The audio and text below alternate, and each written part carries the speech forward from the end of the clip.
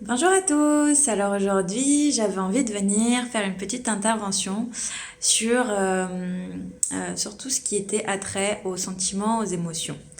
Alors j'avais envie de venir vous faire une petite intervention parce que c'est quelque chose qui me tient très à cœur et c'est quelque chose sur lequel j'ai beaucoup travaillé ces derniers mois, ces dernières semaines, je dirais même cette dernière année entière parce que c'est quelque chose qui est très important.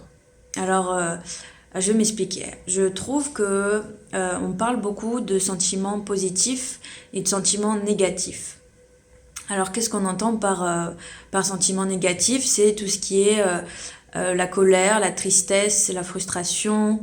Et à l'inverse, donc tout ce qui est sentiment positif, c'est tout ce qui a trait à la joie, au bonheur, voilà, tout ce qu'on pense qui nous fait du bien, etc., qui nous apporte du bien-être. Euh, je trouve que c'est très dommage, moi, qu'on parle de sentiments négatifs ou d'émotions négatives. Parce que finalement, en fait, c'est quoi? C'est quoi les émotions? C'est quoi les sentiments? Euh, En fait, c'est tout simplement des messagers. Voilà, c'est comme ça que je les appelle. En fait, c'est tout simplement des messagers ou des messages tout court. En fait, c'est des émotions, enfin les émotions, pardon, les émotions, les sentiments, c'est tout simplement euh, comme de l'énergie, voilà, c'est de l'énergie qui nous emmène un message. Et souvent, donc, ce qu'il faudrait se dire, c'est à ce moment-là, quand une émotion ou un sentiment que moi j'appelle bas, une émotion basse, un sentiment bas, euh, quand ça nous arrive, plutôt que de l'ignorer, plutôt nous demander à ce moment-là qu'est-ce qui n'est pas respecté, quel besoin j'ai pas nourri, quel besoin j'ai pas respecté, ou quel besoin j'aurais besoin d'exprimer justement pour me sentir mieux. Alors que je trouve que souvent, en fait, au lieu de se poser ces questions, on renvoie un petit peu le message. On dit qu'on n'a pas envie qu'on n'a pas envie de l'écouter à ce moment-là, parce que forcément, ça nous sort un petit peu de notre zone de confort.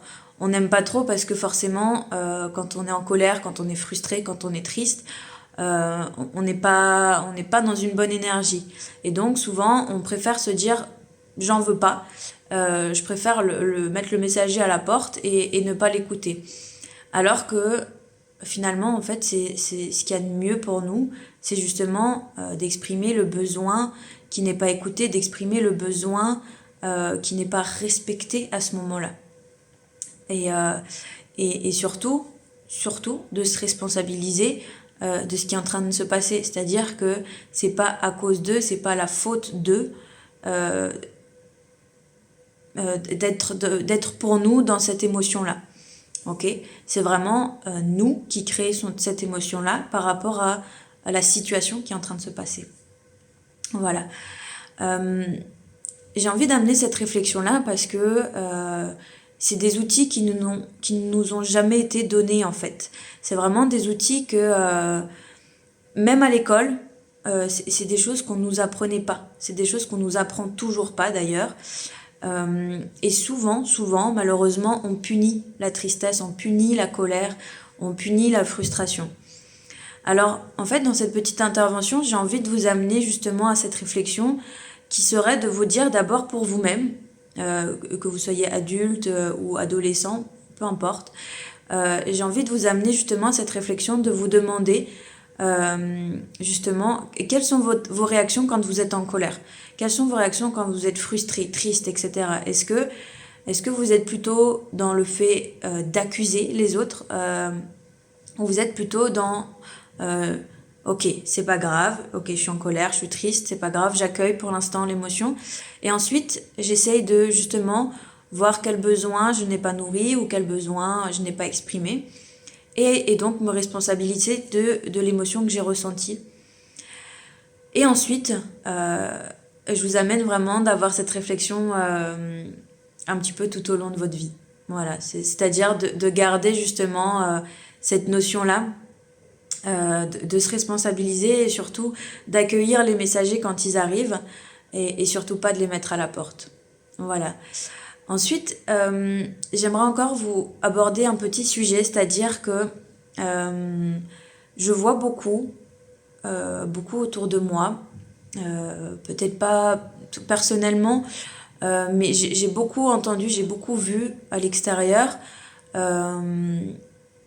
réprimander les colères des enfants, réprimander la tristesse ou la frustration des enfants. Je parle vraiment des petits enfants voilà, en bas âge. Et, euh, et j'ai toujours trouvé ça dommage en fait. Je me suis toujours mis à la place de l'enfant et je me suis toujours du coup senti incompris. Parce que finalement, pourquoi est-ce qu'on condamne, pourquoi est-ce qu'on réprimande une colère? Pourquoi est-ce qu'on réprimande une frustration? C'est pas juste au final.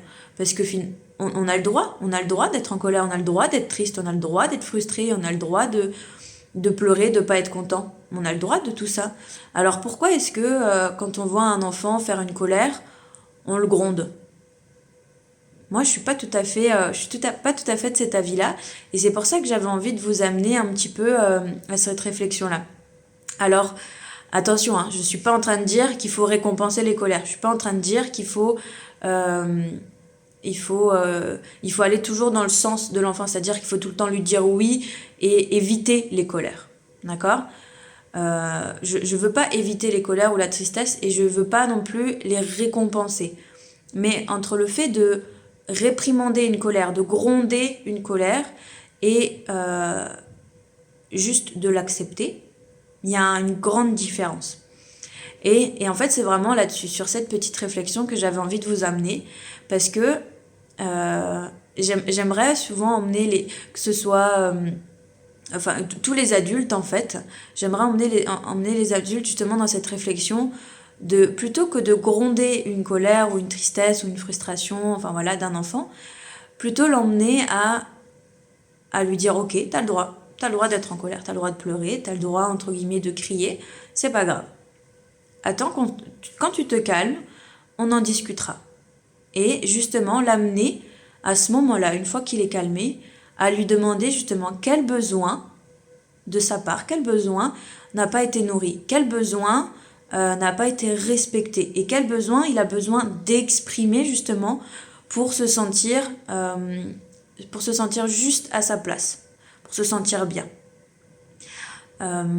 Alors, ça va amener justement les enfants qui sont autour de vous à apprendre justement à exprimer leurs besoins.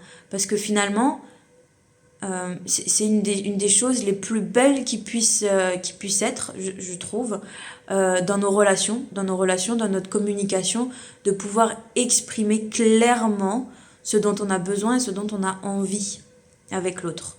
Et si on amène déjà les enfants sur cette réflexion-là, je trouve que c'est génial parce que moi, ça m'a beaucoup manqué quand j'étais petite parce que finalement, on était un petit peu toujours dans cette éducation. Mais c'est l'éducation qui veut ça, l'éducation, la société, qui veut que justement les émotions qu'on dit basses, de plutôt les réprimander, de les mettre dans un coin et de surtout pas les dévoiler au monde. Alors que moi, je suis pas du tout dans cette optique-là et je préfère dire à un enfant, ok, crie, pleure, il n'y a pas de souci.